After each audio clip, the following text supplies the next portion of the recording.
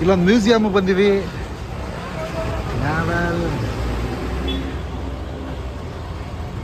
ಈ ಮ್ಯೂಸಿಯಮ್ಗೆ ನಾವು ಬಂದಿದ್ದೀವಿ ನೋಡಿ.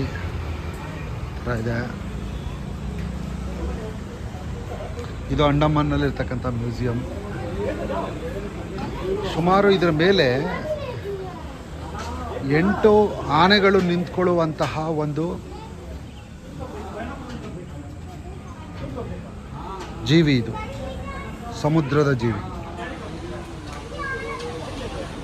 ಇದನ್ನು ಕಲೆಕ್ಟ್ ಮಾಡಿ ಇಟ್ಟಿದ್ದಾರೆ ನೋಡಿ. ನೋಡಲೇಬೇಕಾದಂಥ ಸ್ಥಳ ಮ್ಯೂಸಿಯಂ.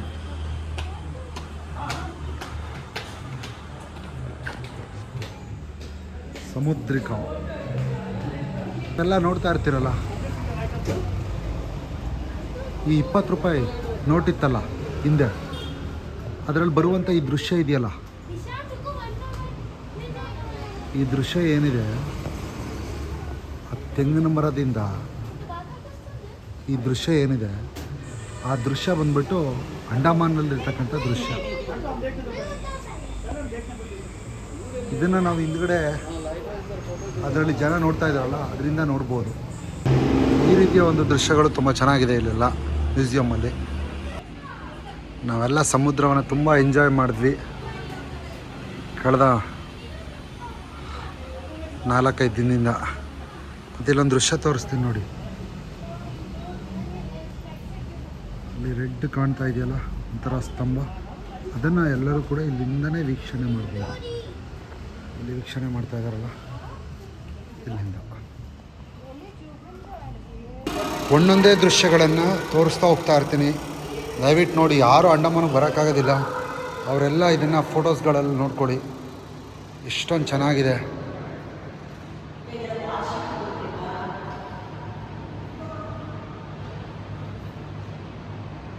ತುಂಬ ಚೆನ್ನಾಗಿದೆ ಫೋಟೋಸ್ಗಳು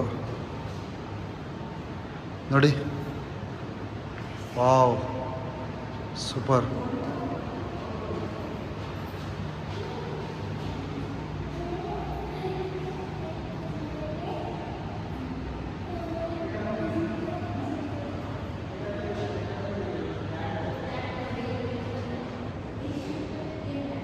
ನೆಕ್ಸ್ಟ್ ಹೋಗೋಣ ಮುಂದಕ್ಕೆ. ಇಲ್ಲಿ ನೋಡಿ, ಇಷ್ಟೊಂದು ಚೆನ್ನಾಗಿದೆ. ನಮ್ಮ ಇಂಡಿಯಾದ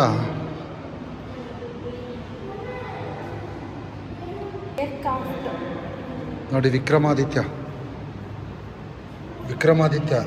ಇದೇ ನಮ್ಮ ಹತ್ರ ಇಂಡಿಯನ್ ನೇವಿ ಸರ್ವಿಸಲ್ಲಿ ಇದೇನೆ ಸೇಮ್. ಇದನ್ನು ಮಾಡೆಲ್ ಮಾಡಿ ತೋರಿಸ್ತಾ ಇದ್ದಾರೆ.